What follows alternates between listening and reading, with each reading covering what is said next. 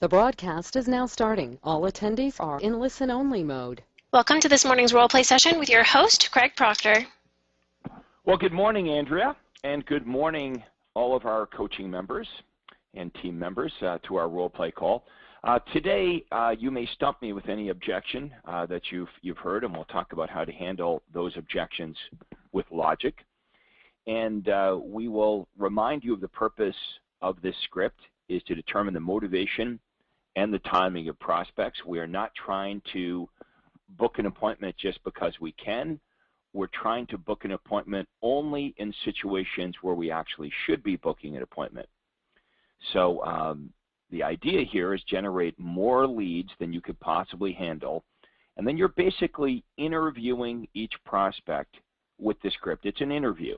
I want you to think of it that way. You are the rejecter. Okay, you are no longer the rejected. If you get any resistance, if they don't answer the questions to your liking, this is not a prospect that you want to meet with. Okay, I know there's a number of you that are just booking appointments because you're pretty good now at making the offers. Okay, just because you're really good at making the offer doesn't necessarily mean you should be booking the appointment. Now, you can participate in a couple of different ways. You can type your questions into the chat box, and I'll have Andrea, lovely Andrea, monitor the questions in the chat box, or you can raise your hand and you can ask an audio question. And of course, this is all about role playing, so not only can you get your questions asked, you can also role play with me and I can be any type of prospect you'd like me to be. So Andrea, do we have any volunteers for role plays? We do. We have several. Our first is going to be Mario Daniel Sconza. Your mic is now open. Good morning. Hey Mario, how you doing? Very well. How are you today? Good. Would you like me to be a buyer or a seller prospect? Seller prospect who has requested the 27 tips report. Okay, ring ring. Hi, thank you. May I speak with Mr. Proctor, please? This is Mrs. Proctor. Oh, Mrs. Proctor, thank you very much. Would Mr. Proctor be in, please? No, he's not. What's this in regards to? This is Mario Sconza over at RE/MAX, and the reason I'm calling is because Mr. Proctor had requested a 27 valuable seller tips report from our website, and I just wanted to let you know that we popped that over in the email to you folks. Is that okay? Yes, but I don't know anything about this. You'd have to talk to him. Okay, are you folks planning on making a move in the next 3 to 6 months? Well, we've talked about it, but I didn't know he contacted a realtor. I see, and if you were to move, would you be staying local or moving out of the area? We'd be staying local. And when do you think that might be? Well, like I said, we just started discussing this. I didn't know my husband had contacted a realtor, so I guess we'd have to find something that, got us motivated. You have to find something that got you motivated. I understand. And do you have a realtor to help you when the time is right? We know a couple different realtors. I see. And would you prefer to buy before you listed your home for sale, or did you want to sell first? We'd want to find something first.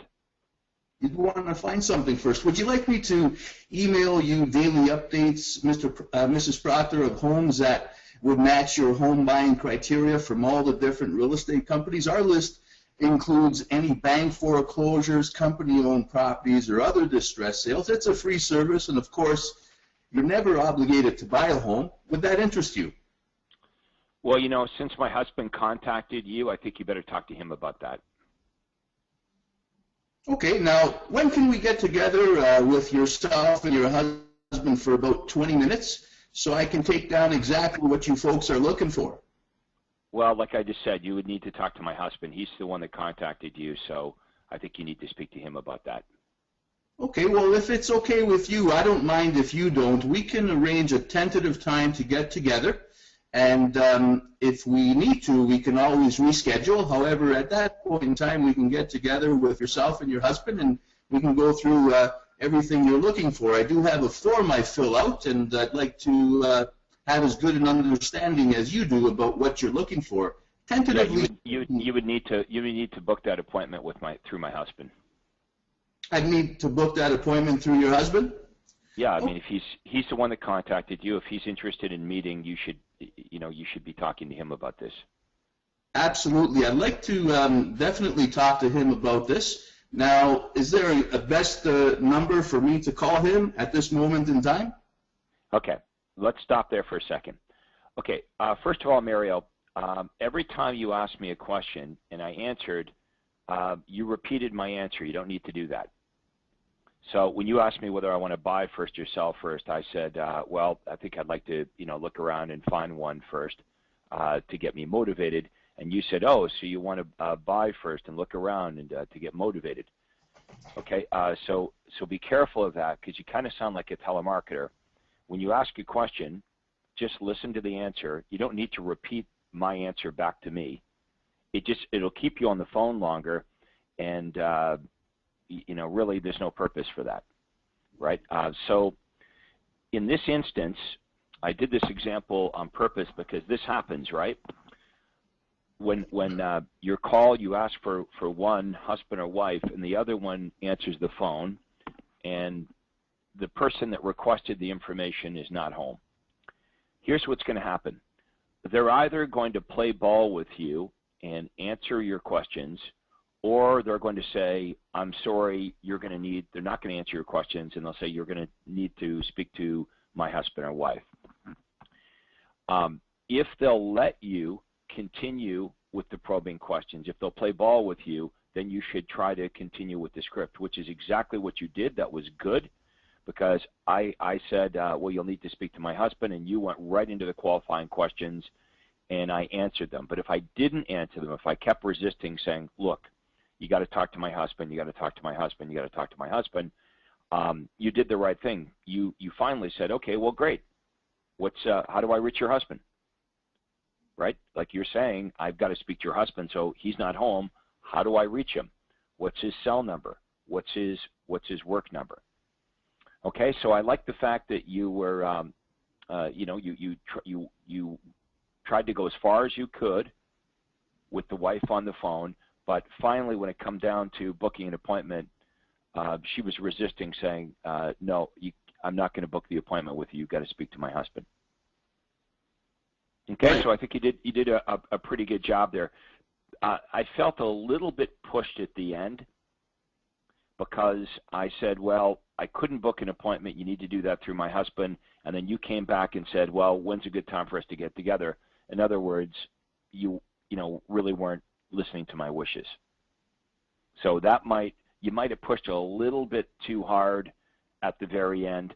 Let's go to our chat questions, and let's get your comments, folks, on that. Do you think Mario took it a little bit too far at the end, or do you think that was appropriate? Let's see what everybody else has to say. My feeling was you're a little bit too strong right at the very end, but here's what I'd rather, and I've always said this, I'd rather have team members that err on the side of aggression versus erring on the side of, not pushing it. Okay, so here's what our members are saying. Some are saying too far. I think they're backing me up on this. I don't know if you can see the chat questions there, Mario. No, I don't see them. They're private. Oh, are they? Okay. I want you to know that really a change in paradigm for me, because all of the training I've done over the last, say, 20 some odd years has always, taught me to repeat and affirm the answer that the prospect is giving. So I'm really working hard at not doing that, and it's still uncomfortable for me. And as you saw, okay. Let's throw that out to everybody. When Mario was repeating my answers to me, what do you folks think of that? I mean, I find it a bit annoying when I'm on the phone with somebody and they just keep repeating exactly what I said to them. I don't know what purpose it serves. Okay, so we got a few people saying, okay, some are saying I didn't even notice. Some are saying sounds like a parrot. I would just be careful with that, because whenever, Mario, whenever I have a telemarketer calls me, no matter what I say, they either repeat it or they say nonsense like super, great, fantastic. Yeah. I mean, they might ask me if I need new windows, and I would say, well, I just got new windows last year, and they'd say fantastic. It doesn't even make sense. You're right. You're right. It's so, as I say. Like, why do it? Like, okay, you know how you and I are talking right now? This is a normal conversation, right? Right. Right. You wouldn't repeat that back. Oh, so Craig, we're having a normal conversation. Like, it's awkward, right? Just talk to people how you would talk. You know, forget you're on the phone. If you were at my house and you were listing my home and you were asking me questions and you said, "Hey Craig, how long have you lived in this house?" And I said, "Oh, I've lived in this house for 12 years." You wouldn't say, "So Craig, you've lived in the house for 12 years." I mean, this is the nonsense that they've been teaching real estate agents for years, right? It's kind of goofy. So here's what they teach us. You get an ad call, okay, or a sign call, and the buyer says, "Hey Mario, I saw hey Mario, I see your new listing over on Maple Street. How many bedrooms is that got?" And you say, "Well, how many bedrooms are you looking for?" "Oh, I'm looking for a 4-bedroom." "So you're looking for a 4-bedroom?" You know, it's just kind of weird, in my opinion. You know, Craig, it makes a whole lot of sense, and it's you know, your approach is definitely I think the better approach, more of a conversation style, and it's just really as you say, it's been ingrained into us. Yeah, that's the training, right? So that's what we've always been taught to do. So if you've been pre-qualified for financing, yeah, I've been pre-qualified. So you've been pre-qualified for financing. Do you want a single story or a 2-story home? I want a 2-story home. So you want a 2-story home? It's just kind of weird, right? Yeah. Like, we don't want to sound like salespeople. They don't like salespeople. So the more we don't sound like them, the better. Yeah, you're right. Let me ask you this, Mario. Did you do any Mike Ferry training at any point? Yeah, I was one of his first students back in 1995. Yeah, I can tell. I can tell, because that's what they teach you to do, right? Repeat, reaffirm. That's what telemarketers do. There's no, to me, if I'm the prospect and you're repeating everything I say, I have to question, like, are you even paying attention? Are you listening to me? Like, what? Why repeat everything? Like, I understand asking the prospect to repeat something that maybe you didn't understand or you didn't hear very well. But that's the only time I'm asking people to repeat themselves, is if I didn't get it, or for whatever reason it wasn't clear what they were saying and I need clarification. But not every single word I say to you should be repeated. You know what? It's as I listen to that process, being on this side, for lack of a better terminology, I kind of sound like a dum-dum, you know, when well, no, look, look, I wouldn't beat yourself up. That's how we're trained. That's what we're trained to do in this industry. I mean, if you look at when we get an ad call or sign call, what we're trained to do in this industry, if we step back and we look at it, is actually a huge turnoff to buyers. So here's what I was taught, Mario, when I got into the business. So you're calling me off of one of my listings. I start by asking intrusive questions. That's what I was taught to do. So Mario, what's your credit history like? What's your combined family income? What's your job stability like? I mean, could you imagine meeting a person, let's say at a party, the very first time? You meet some guy or his wife at a party and you say, hey buddy, what do you do for a living? How much money you got in your bank? You know, How much do you and your wife make? It's just kind of weird to meet somebody, whether it be in person or over the phone, and start by asking intrusive questions. And that's why we don't do that with this script. We're trying to, talk about what they want, what's important to them, and ask some very mild, in my opinion, qualifying questions. We don't, on the buyer side of things, we don't even ask about any of their financial qualification until we have an appointment booked. Like, let's get the appointment booked first before we get into what they may perceive as intrusive questions. Anyway, you've got the right idea. Let's do one more thing, Mario. Let's next go to, you hang up with the wife, and now you're calling the husband. Okay, because the wife told you, I can't book this appointment. You've done a good job. You've got some information, right? You know I own a house. You know I want to buy another one in the area, and I want to look around before I list my home for sale. You also know that I know of some other agents, although you forgot to ask me how committed I was to any of those agents. You didn't ask that. You asked me if I have a realtor, and I said I know a bunch of realtors, but you didn't dig any further. So let's say that now you're calling back the husband. Ring, ring. Just before I start, Craig, if I was calling back the husband, I would take it right from the top. Is that what you want me to do? Well, I think we have to be intelligent about this. If it was me, here, I'll just do it. Okay, you be the husband. Okay. Hey, Mario, Craig Proctor here for ABC Realty. Hey, look, I was just talking to your wife a few minutes ago. I was responding to your request for the whatever, and just wanted to let you know I've sent that information out to you. And in speaking with your wife, she says that you own a home on such and such a street, and you're considering making a move, but you're interested in finding a place before you put your home up for sale. And then I get into my offer. Well, Craig, we actually have a friend in the business that we're going to be working with. How committed are you to that realtor? Well, it's a very good friend of the family. We get together, from time to time. So I'd be hard-pressed not to list my home with him.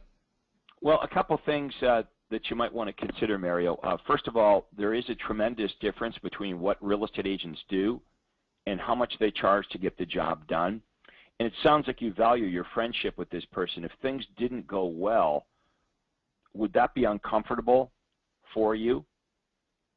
And also consider you're selling for most people, their biggest asset. Is it really the best way to select an agent just because you know somebody? Or, might you be open to at least interviewing a couple of realtors to see if there might be somebody that could do a better job? At least if you decide to go with your friend, after you meet with me, you've done your due diligence, and you'll feel good about your decision to go with your friend. But what if you meet with me and you're convinced that I could do a much better job, that there's things that we could do for you that your friend can't do? Plus, if things don't go well with me, you'll have, no problem telling me to get lost, or that would be kind of uncomfortable if things don't go well with your friend. Wouldn't you agree? I do. I've never thought about it from that perspective. Now, he's going to be charging us, he says, a 3.5% commission rate, Greg. That's total commission. What do you charge? Well, I don't know. I haven't seen your house yet. When would be a good time for me to come over and have a look at it? How about this evening? Are you available? And that's it. See, you don't want to have the commission conversation over the phone because you'll never win it. All I'm trying to do in this situation, Mario, is create doubt. I made a couple of good points, right? Nobody could deny the fact that there is a difference between realtors, what they do, and how much they charge to get the job done. That's just the truth, but sometimes they haven't thought about that. And the friend thing, I want to pick that apart and say, okay, this person's your friend. It sounds like you value that relationship. Many times when you're selling your home, things don't go perfectly. What's going to happen? How are you going to feel if things don't work out with your friend? That would be really uncomfortable, right? But I'm a total stranger. You wouldn't think twice about firing me. Sorry to interrupt. I really like how you positioned that, Craig. It was very, very well done. All right, Mario, we better move on. I hope that was helpful. Thank you very much for volunteering this morning. Thank you for the opportunity. Thank you. Andrea, do you want to take a few chat questions? Yes. Let me wait. We have a lot going on in the chat box, so let me wave through some of them to find. Well, why don't we do this? While you're reading them, because I think I caught you off guard, why don't we do another role play, and then you can pick out some of the questions and we'll take them. Perfect. Thank you. We'll go to Janet Allen. Your mic is open. Hi, Craig. It's Yana. Can you hear me? Hi, Janet. Perfectly. How are you doing this morning? I'm well, thank you. And you? Excellent. Yes, things are going well this week for me. What type of prospect would you like me to be? Okay, so this is my first time doing the role play, so please be gentle. I will be gentle. I've been running ads on Facebook for first-time home buyers in the Stouffville area. Okay. Okay, so I'd like you to be a first-time home buyer. All right, so you're calling me, ring, ring, and I say hello. Hi, may I speak with Craig, please? This is him. Hi, Craig. It's Yana Allen calling from Century 21. And the reason I'm calling is because I received your request for a list of starter homes in the Stouffville area. I've prepared that list and will be emailing that to you shortly. Is that okay? Yeah, thank you. You're welcome. And by the way, are you planning on making a move in the next 3 to 6 months? Yes, we definitely want to. We're renting right now, and we want to get into a house. Okay. Oh, God, now you just threw me. Now, would you be staying in the area, or are you planning on moving out of the area? We want to stay in Stouffville, maybe even move up to Aurora. Okay, and if you were to move, when do you think that may be? Well, as soon as we find someplace. We're in a month-to-month rent lease right now, so we've been looking around at open houses, and my wife is online all the time, looking at houses, so I guess that's how she found you. Okay, and do you have a realtor to help you when the time is right? Well, we've met a couple agents at the open houses we've been out to, and they're emailing us houses. Okay, and are you committed to working with any of these realtors that you've spoken with? Well, we're working with them all. They're all sending us information. Okay, so would you like me to email you daily updates of all the new homes that come on the market that match your home buying criteria from all the real estate companies? My list would also include any bank foreclosures, company-owned properties, or other distressed sales. This is a totally free service, and you're never obligated to purchase a home. Would that be of interest to you? Well, I thought that's what you sent me already. What I've sent you now is just a snapshot of what is available on the market presently. My daily updates would again include all the new homes, including bank-owned properties, company-owned properties, distressed sales, any homes that we have that are pocket listings that have yet to come on the market. Would this be of interest to you? That was very good, by the way. Thanks. That was very good. Okay, so everyone gets what we just did there, right? You will hear this from prospects from time to time. When you make your offer, they don't understand how what you're offering them now is different than what you said you just sent them. So Janet did a very good job of differentiating, what she's offering them now versus the first-time buyer list that you already sent. You said like that was a one-time snapshot. I sent you a one-time snapshot of what's currently on the market, but now we want to send you these homes on a daily basis. And then you talked about what made this list so unique.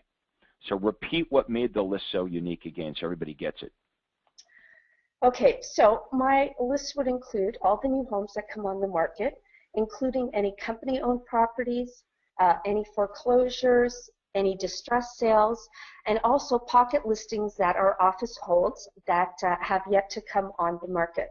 Would this be of interest to you? Right. Now, if you do a good job with that part like you just did, you'll find that 90% of buyers will say yes, because the biggest fear the buyers have is that they're going to miss out on, the perfect home. They're going to miss out on some of the houses. And in fact, that's why the buyers are on 18 different websites and driving around looking at open houses and reading newspapers, because that is their biggest fear. So you're playing into that fear very nicely with your description of this list, because you're making the list sound proprietary, special, something that you have that no one else has, although you're not saying that. At no point are you saying, I'm sending you information that no other agent in the Toronto area can send you. You're not saying that, but you're causing the buyer to come to that conclusion. So you did a great job. So I'm going to say what most buyers would say, which is, yes, Jana, I would like that list. Great. So when do you think we'd be able to get together for about 20 minutes so that I can take down exactly what you're looking for? Would days, evenings, or the weekend be better for you? Well, Jana, why don't I make it easy for you? I can tell you right now what I'm looking for. Do you have a pen handy? I appreciate that you understand exactly what you're looking for, but I would like to do a really good job for you and have that same understanding. Also, instead of emailing you hundreds of homes which may or may not match your criteria, or worse, risk out on missing out on the perfect one, if we're able to get together for about 20 minutes, I've got a form that I fill out and can take down exactly what you're looking for. So would days, evenings, or the weekend work better for you? You're good, girl. This is good. Now, it sounded a little bit ready there. But, yes, I'm getting nervous as this goes on. Yeah, well, don't get nervous, because you're doing a great job here. So let's do this again so everyone catches this, okay? Because you guys hear this all the time, right? Where the buyer says, "Well, I said, hey, Jana, no worries. Let me save you the time of us having to get together. I'll just tell you over the phone, or I can email you what I'm looking for." And you said, I appreciate that you understand exactly what you're looking for, but I would also like to have that same understanding, so that instead of emailing you hundreds of homes... Okay, let's stop there for a minute. What might work better than "I appreciate what you're looking for" is, what if you just said, "Well, Craig, I want to do a good job for you. And I'm sure you've got a really good understanding of what you're looking for. By getting together with you, I can get that same great understanding of exactly what you're looking for. That way, I won't be emailing you dozens of homes that don't even match what you're looking for. Or even worse, imagine this, missing out on the perfect property. So we can get together for about 15 or 20 minutes. We can go online, my special website that interfaces with MLS. We can enter exactly what you're looking for. You'll walk away from our meeting with a list of properties that perfectly match what you're looking for. And every day after that, you can get these properties. It's a free service. You're never obligated to do anything. Does that sound like it might be helpful? But you're very good. You're very, very, very good. It's like Craig Proctor crawled into your brain. Thank you. I'm working on it. All right, well, very, very good. I want you to keep practicing. Remember, because you're good, there's no reason to be nervous. Just be yourself. But that was very good.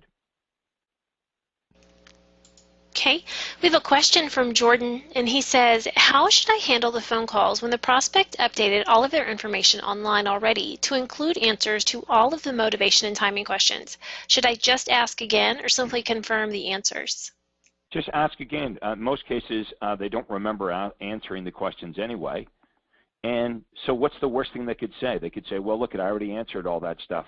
Just say, well, look, forgive me for being thorough. No, don't say that. That's kind of saucy. Just say, okay, well, I just want to be sure. I just want to be sure I've got correct information. Okay, Austin typed in, when someone will not commit to timing on moving, just not sure, would you push for an appointment or would you offer the newsletter and follow up at a later time? Well, let's get Austin on here and talk about exactly what he's finding. You're open, Austin.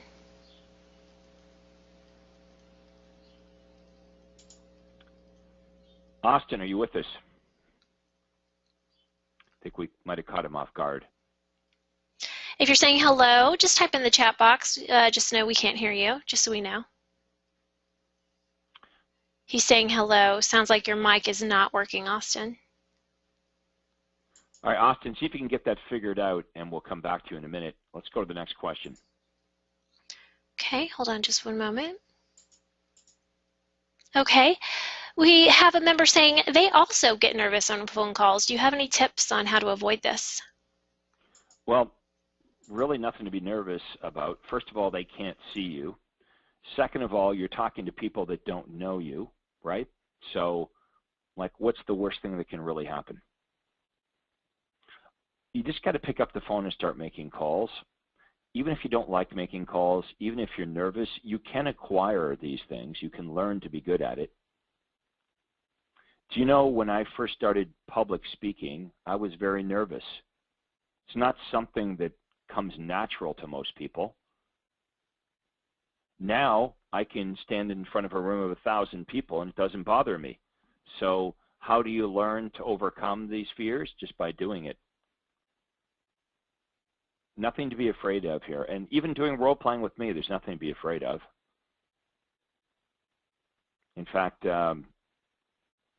you know, I should be afraid of you guys. You're so good with this script now, right?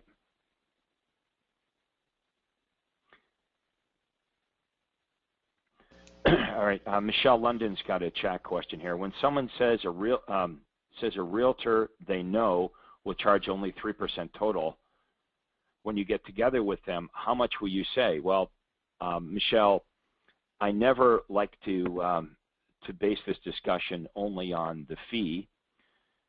The fee is always going to be a problem in the absence of value. You might want to write that down. Okay, your fee is always going to be a problem. It's always going to be an issue in the absence of value.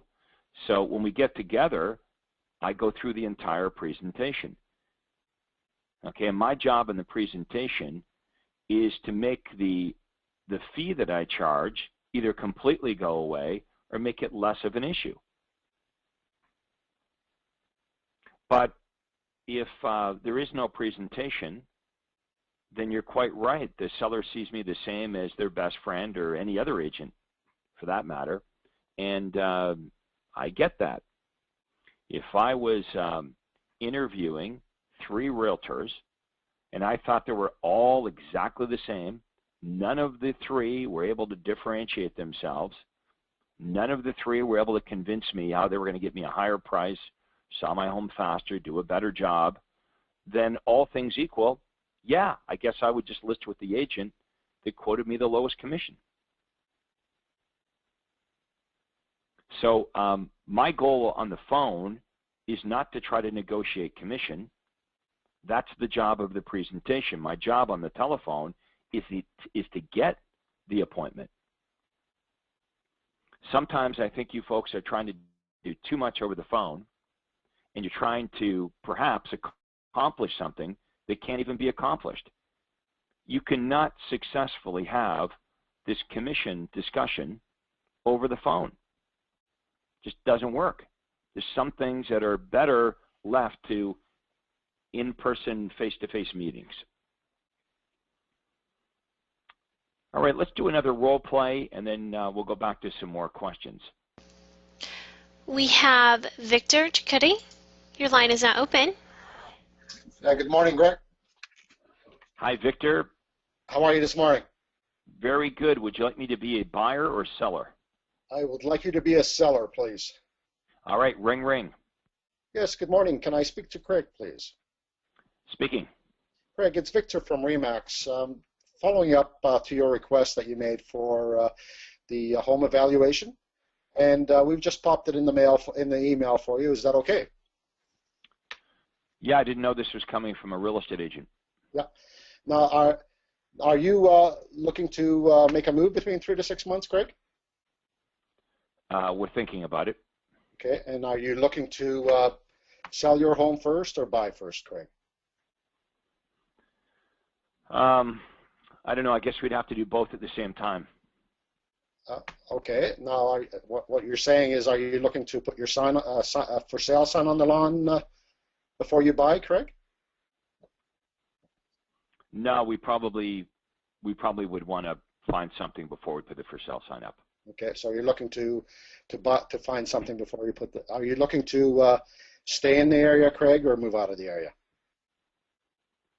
We want to stay in the area. Okay. And do you have a realtor to help you for when the time is right, Craig? I think I might try to sell it myself. Okay. Now, would you like a free in-home evaluation to give you an accurate understanding of what your home would be selling for, Craig? Sure.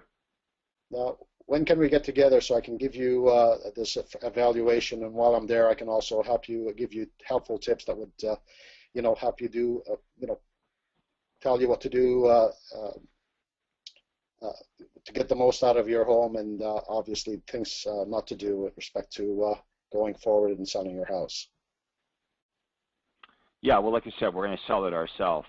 So, what's it going to cost to have you come over? As I said, it's a free in-home evaluation, Craig. You're not at the end of the day, you're not obligated to anything. So we don't have to sign anything? No, you don't have to sign anything. It's free. You're not obligated to do anything. And as I said, while I'm there, I can give you helpful tips on what to do and what not to do, Craig. Are you able to just drive by the property, look at it, maybe drop off, what the houses are selling for in the area? Well, that's what I've just sent you, Craig. So this is a more accurate understanding of what you've gonna get in selling your home. And while we're there, as I said, we do a net sheet for you just so that you can see what you're gonna have in your pocket at the end of the day. Well, what would be my expenses if I'm selling it myself?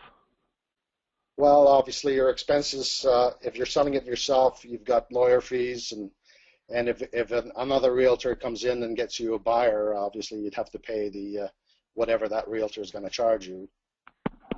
So what commission do you charge? Well, I don't know, Craig. I haven't seen your house yet. Okay.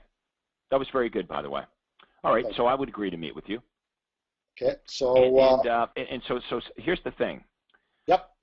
Some people listening to this conference, some of the realtors listening to this would say, well, what's the purpose of Victor coming over and meeting with Craig? It sounds like he wants to sell it himself. But a lot of them say that. I made a lot of money in my career from sellers that said, just Craig, when you come over to meet with me, I'm going to list it with my best friend, or I'm definitely selling it myself. I'm not going to be listing with a realtor.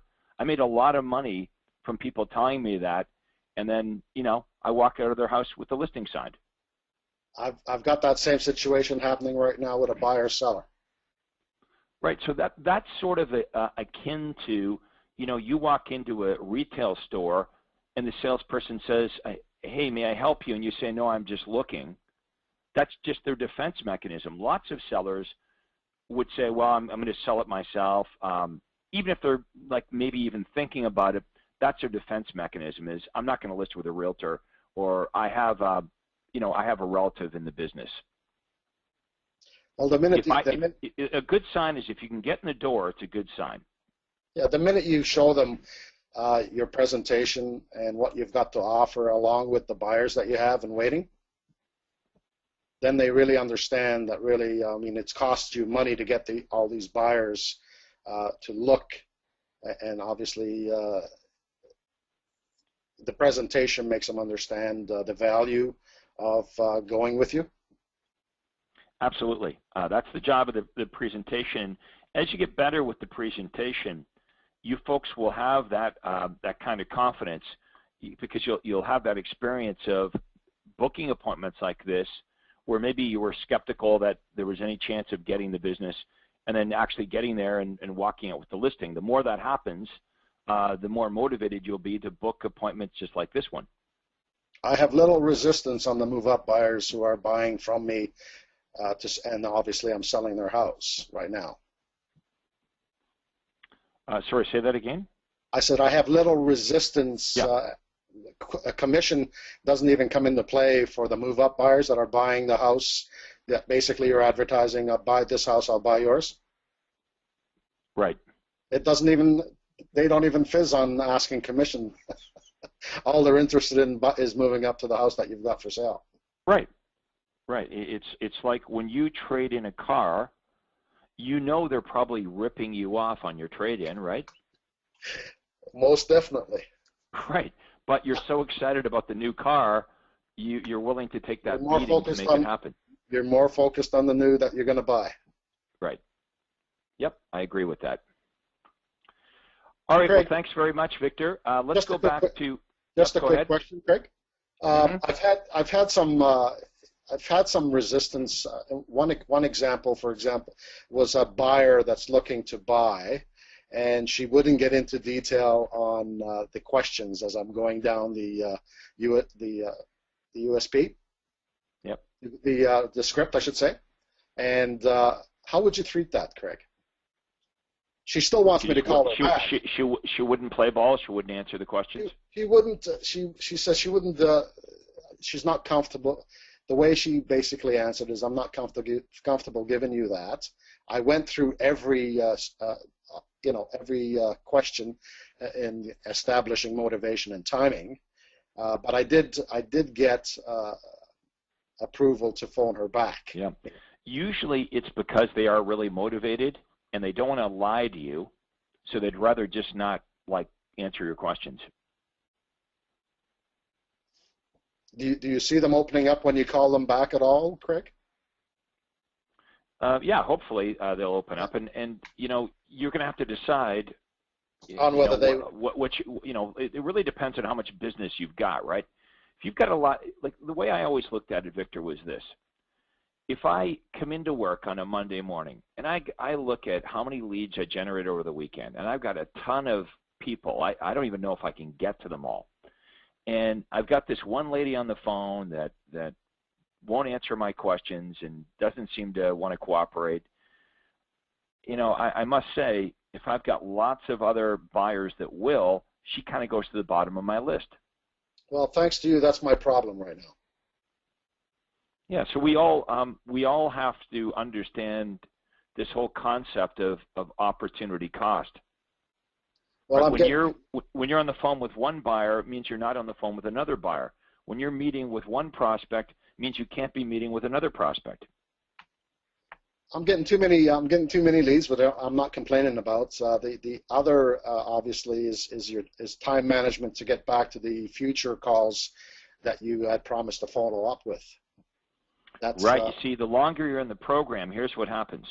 So every day you're running your lead generators and new leads are coming in, but on top of the new leads that are coming in today, you've got all the prospects that you've got to follow up with, the leads that came in a month ago, 2 months ago, 6 months ago.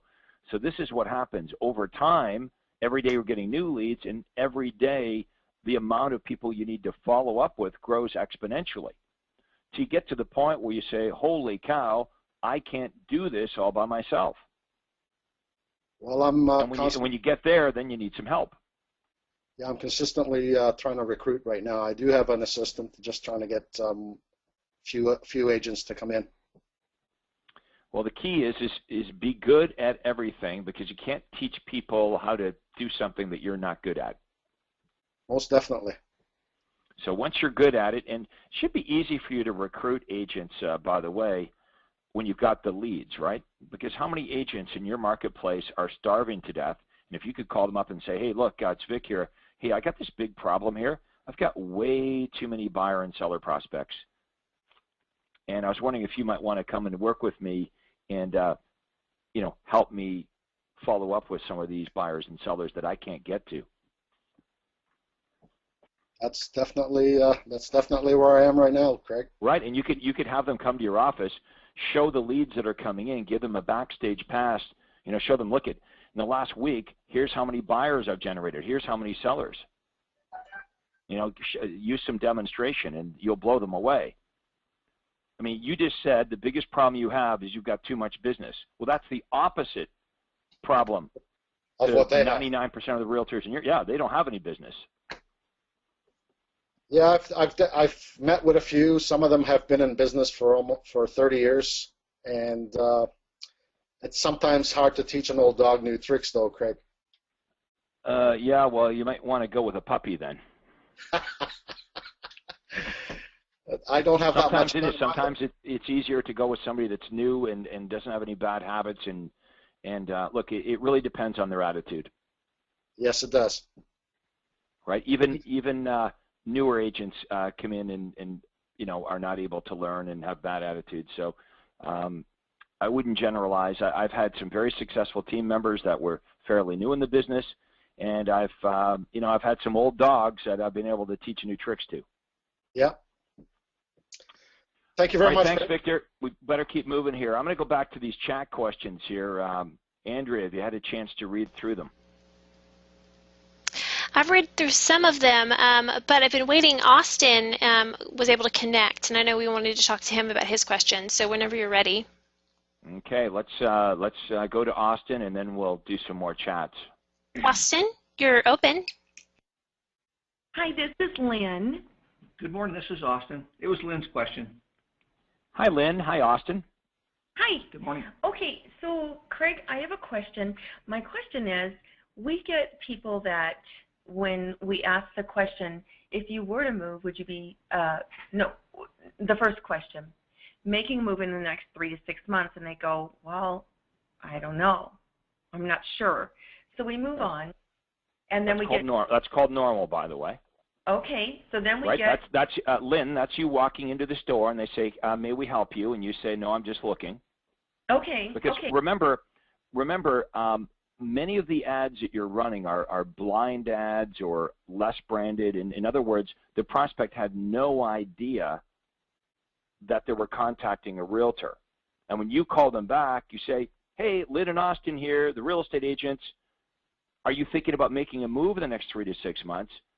They're like, whoa. Their immediate, response is, oh, no, we're just looking around. We're just thinking about it. Or they'll say, maybe, we're not sure.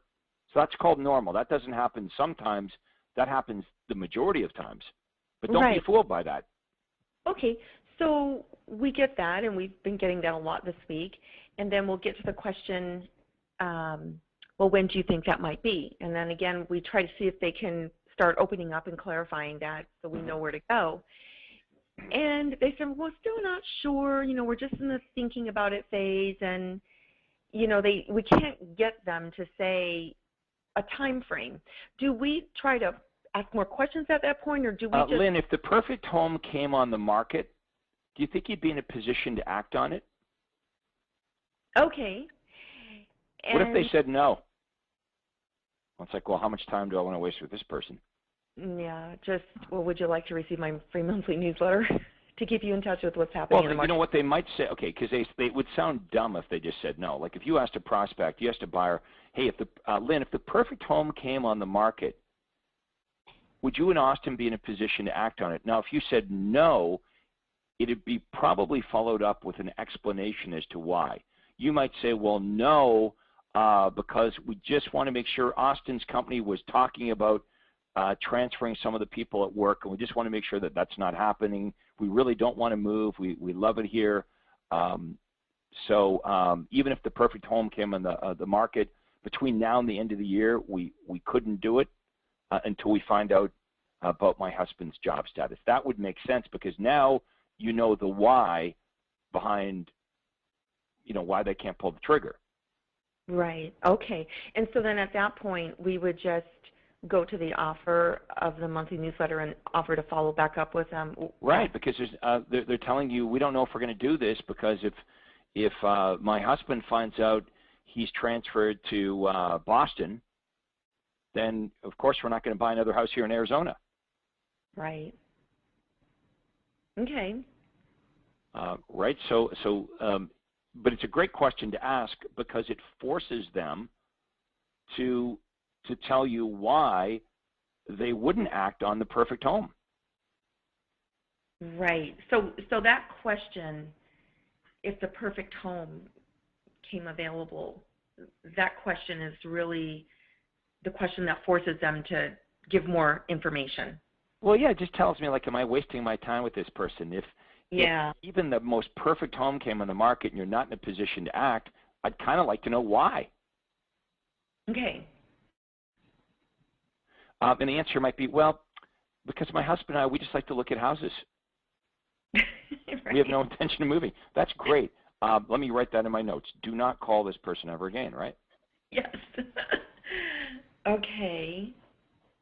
Okay. And it's just like when I'm on the phone and these people are giving me these answers like this, I automatically want to say what I want to say and just not stick with what I'm supposed to say. So I'm just still trying to overcome all this. So I get nervous when they're not saying things, and so I want to jump in with, you know. Okay, so Lynn, you've got a really good personality. I've commented on how outgoing you are, and because you know you've got a good personality, I hope you know it, you have a tendency to rely on your personality. But sometimes what I found is, especially on the phone, saying too much can work against us.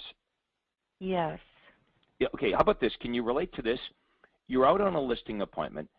The more talking we do, the lower our commission gets.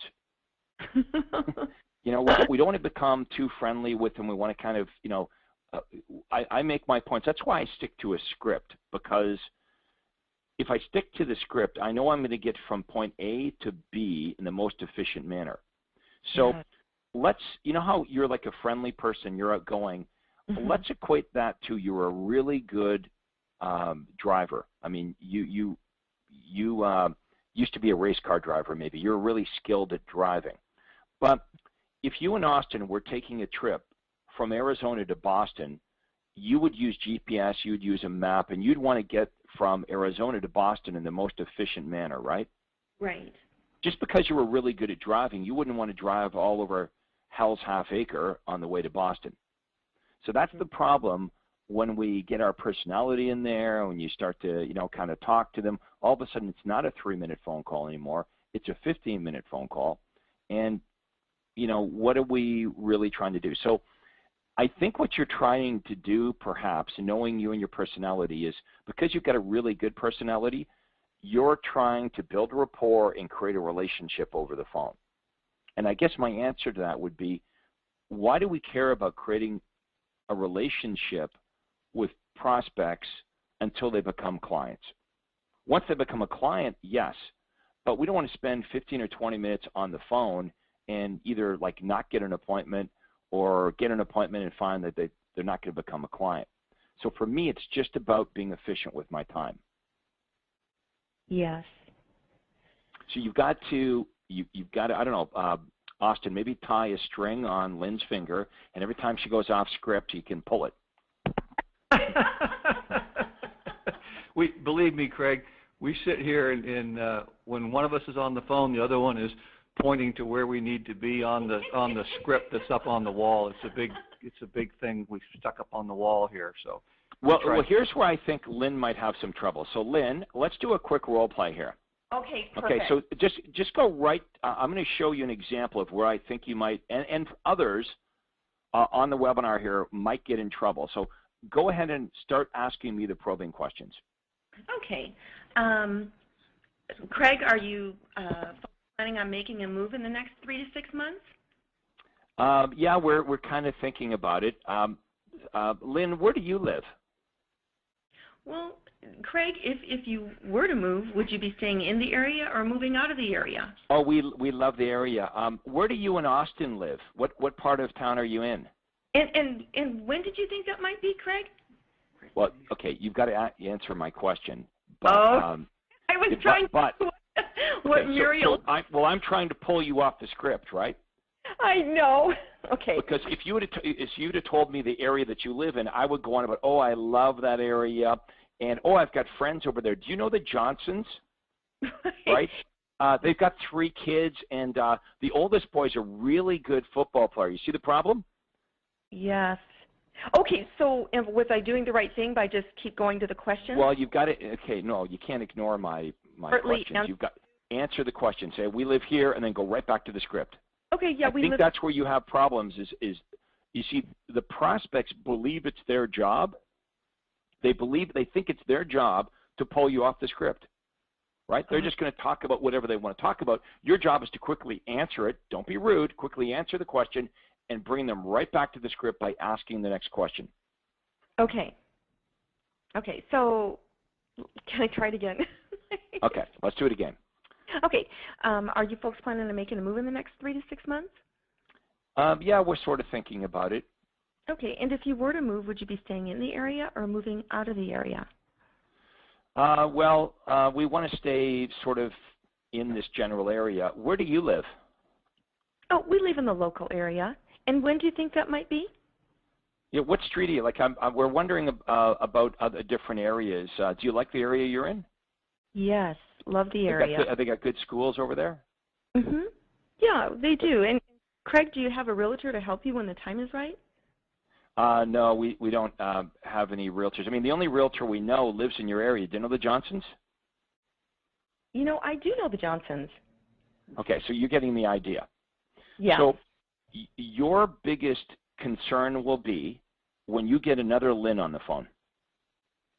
And I've had them. It's awful, Craig. Right. See, that's your problem, right? And now then you're okay, but what if so if I'm a high D, okay, and I'm kind of gruff and I'm answering like in one word answers, you think I make a move? No, maybe. Okay. You're able to keep on script with that one, right? Yes. But the friendly they are and the more they want to talk, that's what's going to tempt you. It is, because I don't want to be rude, but then it is important to me, believe it or not, Craig, it is important to me when I make a phone call to be able to establish a timing and motivation, because I've learned if I hang up the phone and I don't get it, I can just, because I don't know what to do with a lead, and it's frustrating. So well, it's not always easy. There have been times, even telling you what I'm telling you, even knowing what I know, where I'll spend 15 minutes on the phone or longer, and I don't have an appointment, and I just couldn't get the person off the phone. Yes, I have that problem. Not okay, all the well, time. You can become better at it, that's all. Just be Okay. conscious of it, and you don't want to be rude, but remember this. The person that asks the questions controls the conversation. If they're asking you the questions, who's in control? Them. Them. Yes. You got it. Okay. All right, Craig. Well, just got to keep practicing. Yeah, you'll get better at it. Just be conscious. You know, your time is the most valuable thing you have. Okay. You got it. All right. Well, Craig, thank you so much. I appreciate it. All right. Thanks, Lynn and Austin. Let's go back to Andrea, see if we have any more chat questions. Well, there's a question from Ellen Levy that was standing out for me because I know it's probably a problem that a lot of our members have. Either they get too busy or they've gone on a holiday or vacation. And she noticed that she had some phone numbers she needed to call back, but they'd already been, the messages had already been deleted off of AMS. Her actual question is, with leads that have been in the system for a week or more, what is the best way to follow up with those? Well, look, first of all, Alan, the prospects don't know that you're supposed to call them back right away. They don't know that. In fact, the prospects are not looking or expecting a phone call from anybody. So it's okay. You don't have to apologize. It's not like it's an ad call or a sign call and you've waited a week. They've requested a list of properties or they've requested a free report. Hopefully you or someone in your office is sending out the information right away. But if you don't get a hold of them on the phone right away, if it's a week, it's no big deal. I would just say, hey, Andrea, Craig Proctor here with ABC Realty. The reason I'm calling is I received your request for the whatever a week ago, and I sent that information out to you, and I just wanted to follow up and see if you folks were planning on making a move in the next 3 to 6 months. So no biggie. Look, the only problem with calling them back in a week is if they've already listed their house with somebody else. You know, that's why we're saying call them back right away, because I lost a lot of money in my real estate career by being a day or two too late. And having the prospect say, oh, it's too bad you didn't call 2 days ago. We just listed our home.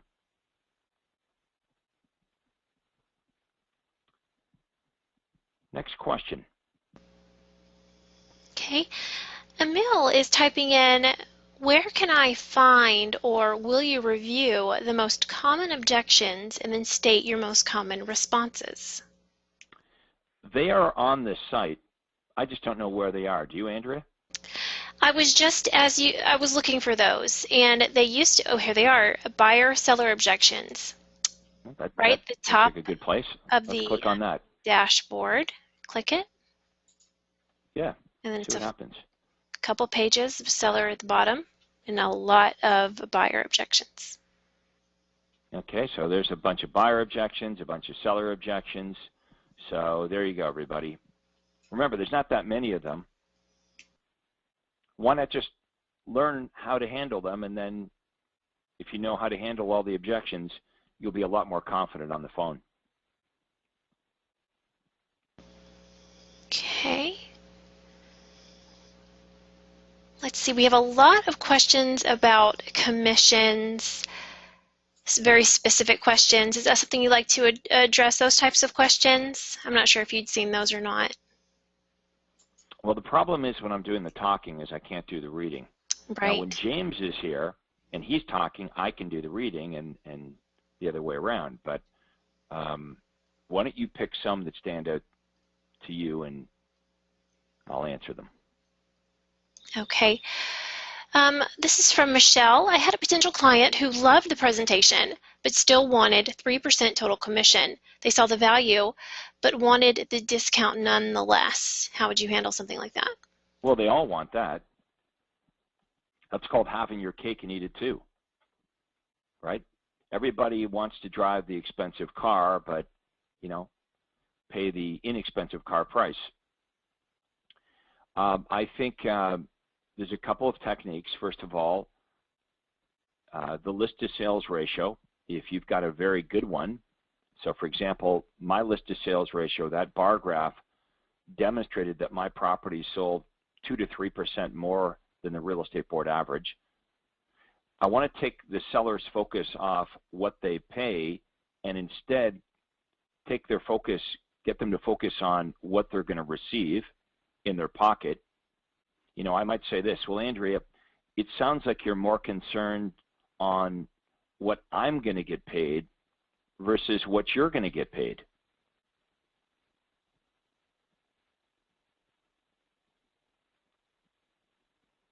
If you wanted to hire the best lawyer in town, would it cost more? If you wanted the best surgeon, would it cost more? Well, I've demonstrated to you, I've got the best track record in the area or whatever your stats are. And yeah, I suppose you could hire another realtor that'll do it for less, charge you less, but are they going to net you more in your pocket? So that's what this is really about, Mr. and Mrs. Seller, is who you believe, who you're confident in that can get the job done, first of all. There's no guarantee that the house is going to sell, and who's going to sell it for the most amount of money. If you're in a really hot market, you could say, well, I guess anybody could sell the house, but there's a difference between just selling it, you know, doing it and doing the job right. And you should want to list your home with me because of my track record and because I'll not only get the job done right, but you're going to net more money in your pocket after all the expenses. So you've got to take their focus off what they're paying and instead refocus on what they're going to be receiving.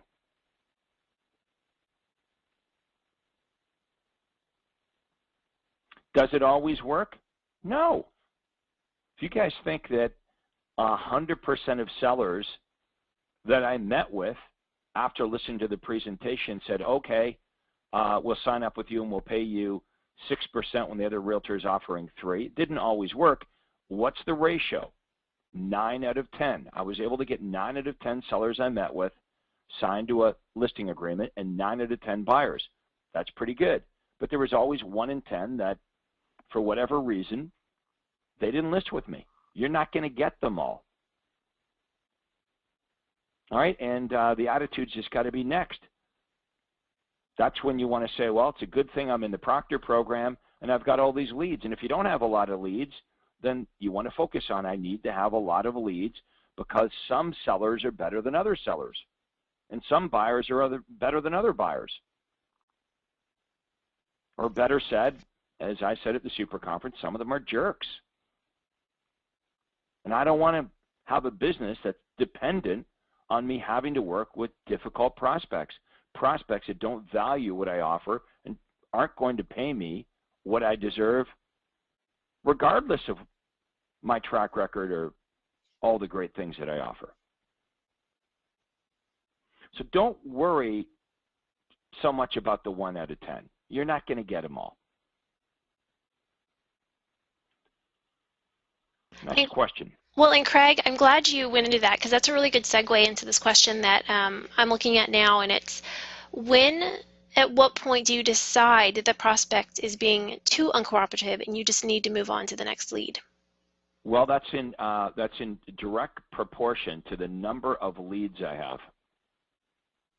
When I have a lot of leads and a lot of appointments and a lot of stuff going on, I've got a lower threshold for people that don't answer my questions correctly, or people that resist me, or people that are rude.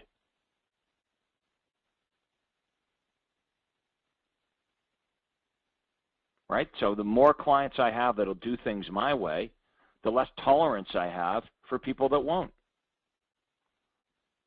Like, understand, marketing is the answer to all of this. The better your marketing is, the more it makes all the other problems in your business go away. Your problem might be, well, I can't recruit good agents. Well, if you've got a lot of great leads coming in, that makes it easier to recruit great agents. If your problem is, oh, I have a lot of unrealistic sellers, well, if you've got a lot of hot seller leads coming down your pipe, you're going to have less patience with your existing sellers that won't reduce their price. So that's the leverage we have. We want to have control in our business. Either you have control or you're out of control. And there's a lot of real estate agents that have an out-of-control business. Their prospects dictate how things are going to work.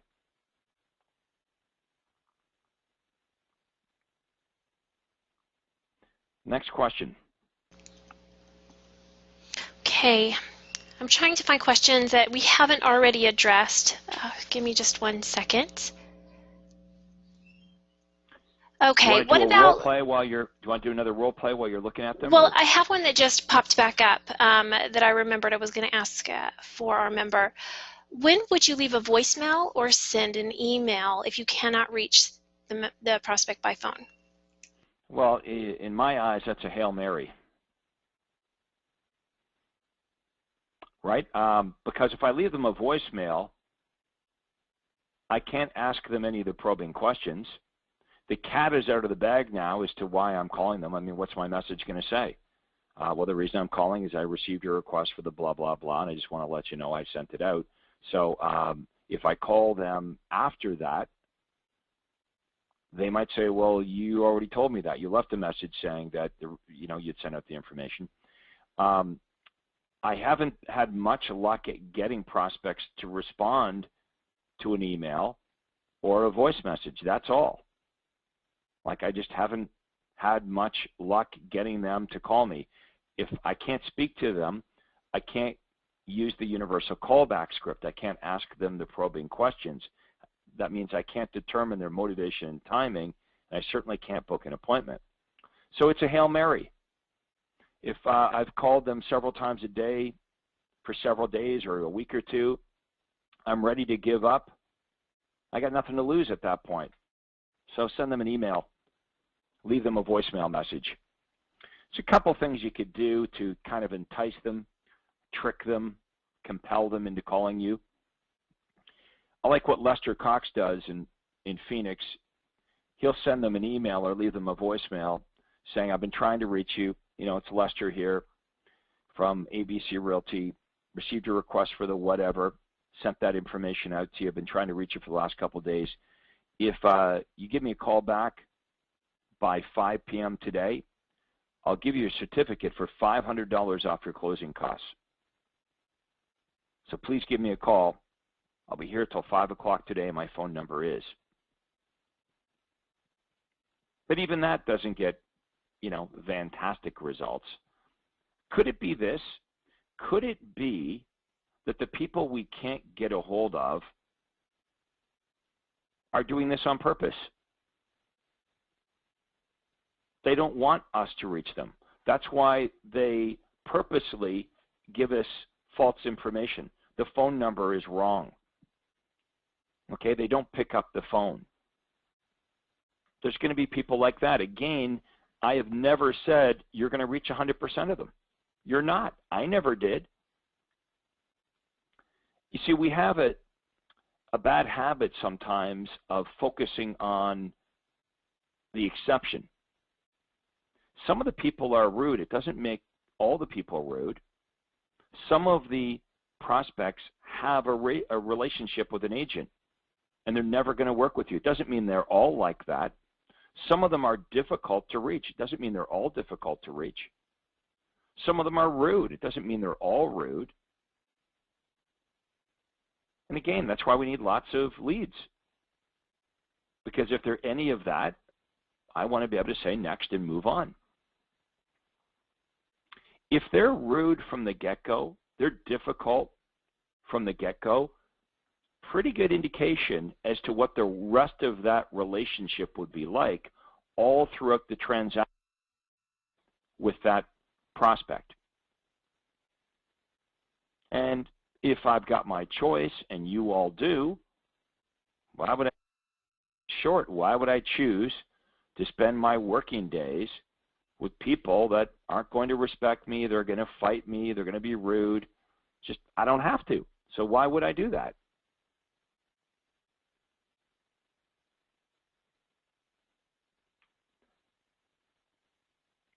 Do you want to go to some more chat questions, or do you want to do one more role play? Well, this will be a quick chat, and then I thought we could end with a role play. Would you offer the newsletter first and then ask if you could follow up with them, or vice versa? Well, no. There's no use following up by sending the newsletter out. There's no use sending the newsletter if they don't want you to follow up. So I would say, so Andrea, would it be okay if I followed up with you at a later time? And Andrea would say either yes or no. If Andrea said no, well, I'm probably not going to follow up with her. If Andrea said yes, I'm going to say, well, when do you think would be a good time for me to follow up with you again? And whatever time frame Andrea gives me, I'm going to cut it in half. Why? Because the prospect's tendency is to push us off, right? To arbitrarily give us a time frame that's longer than it really is. If Andrea says, well, call me back in 6 months, I'll call her back in 3 months, and then I'll say, Andrea, would it also be okay if I mailed you my monthly, print newsletter? It'll give you great information with what's going on in the marketplace, give you, whatever tips on what to do to prepare your home for sale, or give you information on special types of properties that would match your criteria. It's absolutely free of charge, and there's no obligation to receive the newsletter. Do you think that would interest you? Andrea says yes. So now I'm calling her back in 3 months, and she's been getting my newsletter every single month during that time frame.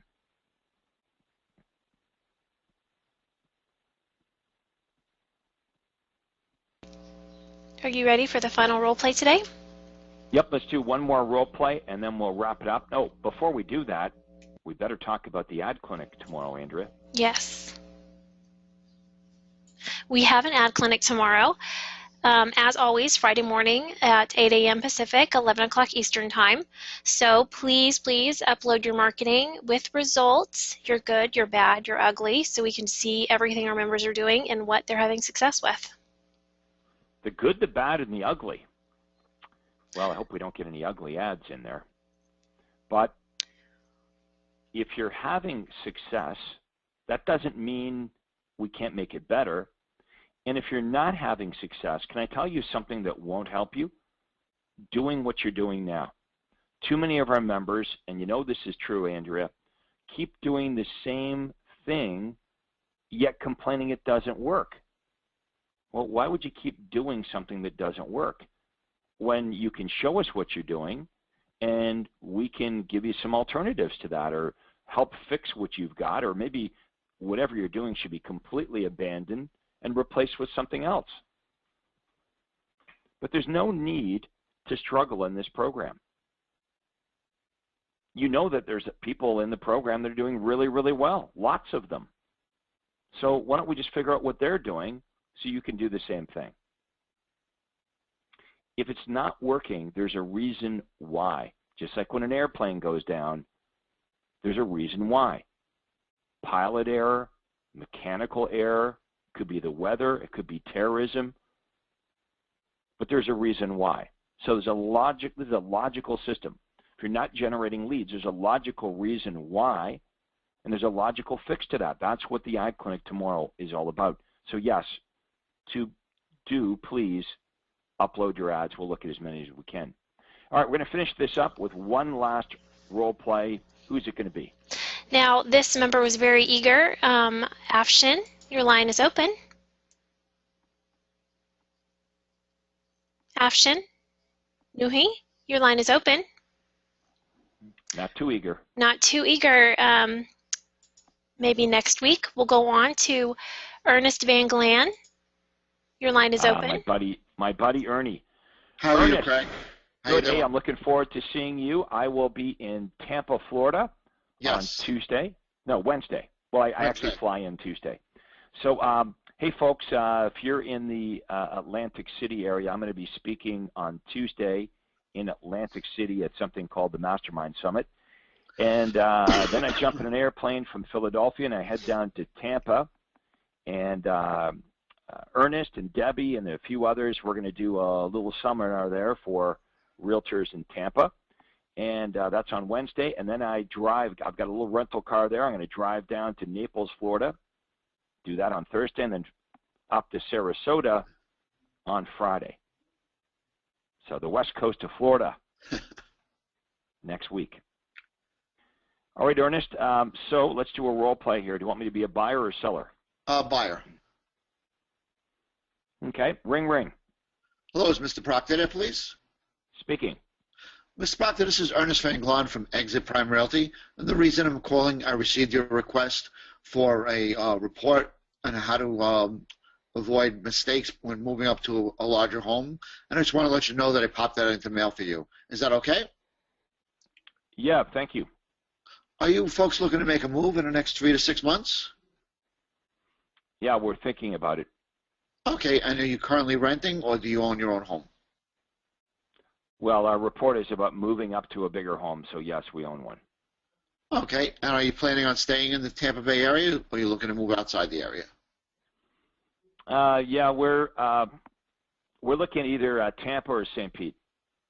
Okay, and would you like to sell your current home first or would you like to buy your next home before putting that one on the market? I don't know. What do you think we should do? Well, I can come over and give you a idea of what your home will sell for. I can give you tips on what to do and what not to do to get the most money for your home. And I could also go over some of the closing costs they will look at. So you'll know let's exactly. Stop here for a minute. Let's stop. Okay, so you guessed. Yes, I did. Okay, so does everyone see that? So Ernie asked me, Craig, are you like a buy first guy or a sell first guy? And sometimes they say this, right? Sometimes they don't really understand what we're asking. So I turned it around. I didn't answer Ernie's question. I flipped it around and said, I don't know, what do you think I should do? And then, Ernest, you went right into the seller offer as if I had said, well, I definitely want to sell first, when we know that that's not true. Now, here's how you want to handle that. Okay. When you ask me whether I want to buy first or sell first, and I said, I don't know, what do you think I should do? What that really means is the prospect didn't understand what you were asking.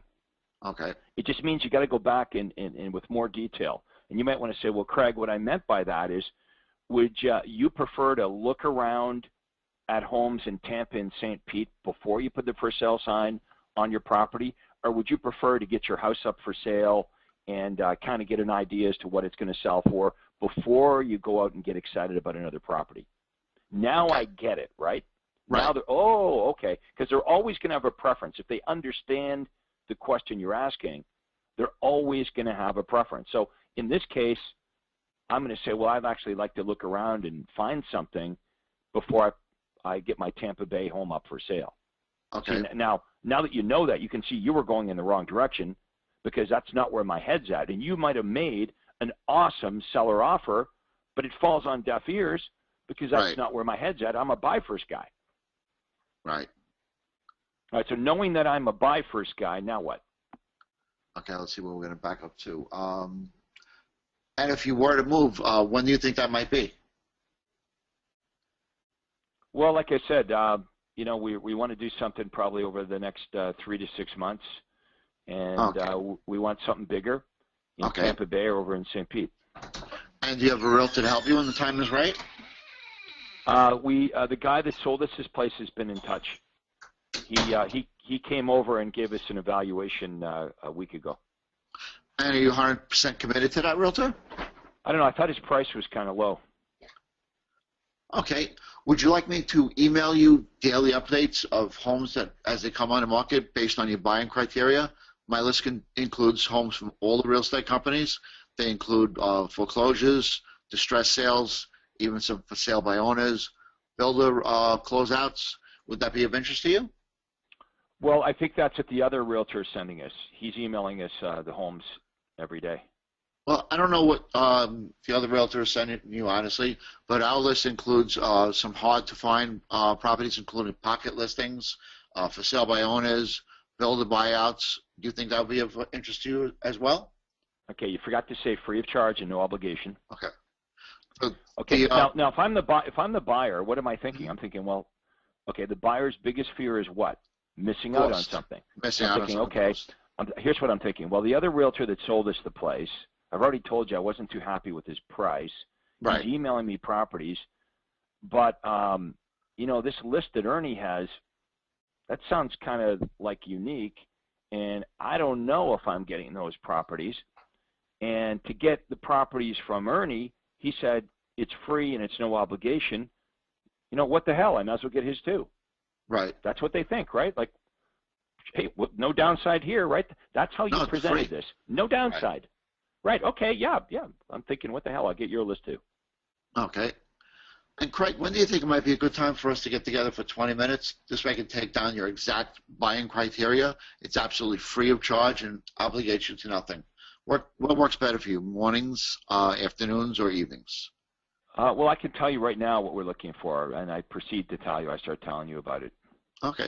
Craig, I'd like to do a really good job for you, and we find that when we meet with prospective clients that when we take down the exact buying criteria, we're able to give you exactly what you're looking for in those emails, and you don't want to miss out on the perfect property rather than send you, hundreds of homes that you may or may not have interest in looking at. What would work better for you, days, afternoons, or evenings? Well, why don't I do this? When my wife gets home tonight, why don't we send you an email of a real detailed list of exactly what we're looking for in what areas and what features?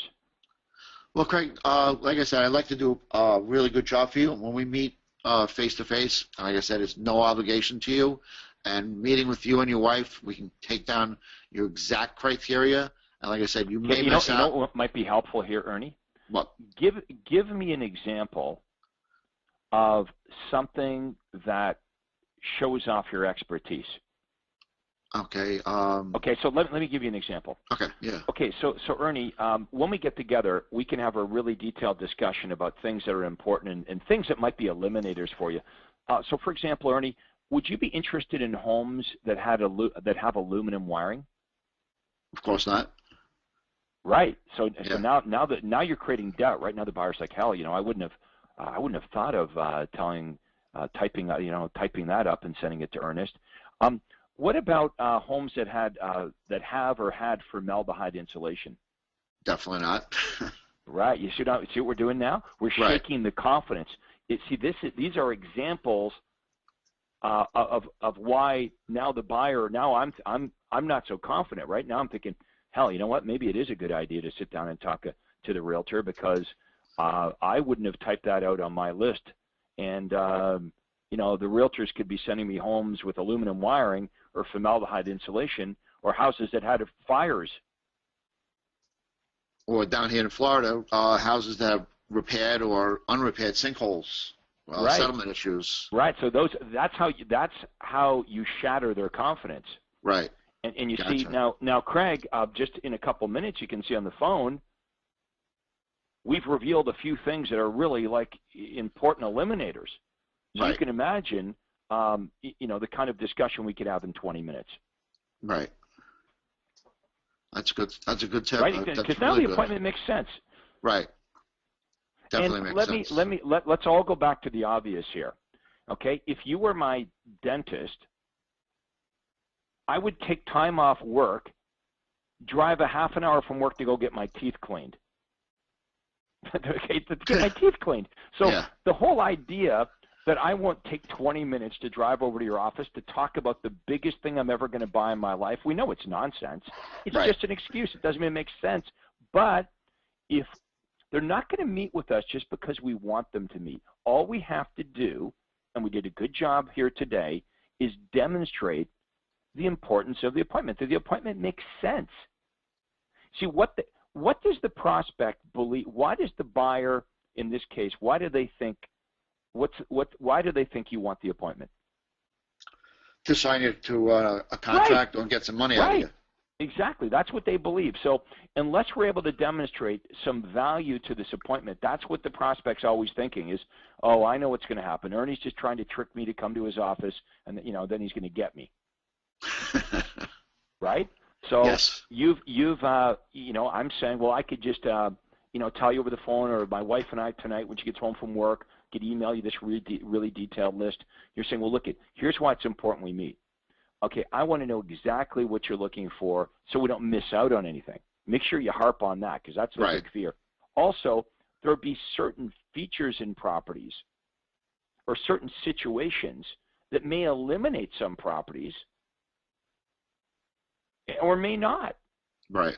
What if the guy said, well, I would be okay with a home with aluminum wiring? Just said, well, that's okay. There's a good example, because normally I don't send my clients homes that have aluminum wiring. Absolutely, yeah. Anyway, my man, I will see you. I see you next Wednesday? Wednesday. Next Wednesday in Tampa. It's at the Marriott over by the airport, I believe. Yes, me and Debbie are very much looking forward to it. Great. Then we'll go for some lunch. Absolutely. Thanks, Craig. All right, take care. Thanks. All right, everyone, we're going to wrap it up for today. Everyone have an excellent Thursday. We'll see everyone tomorrow morning on the Ad Clinic. So have a great day. We'll talk to you then. That concludes today's role play.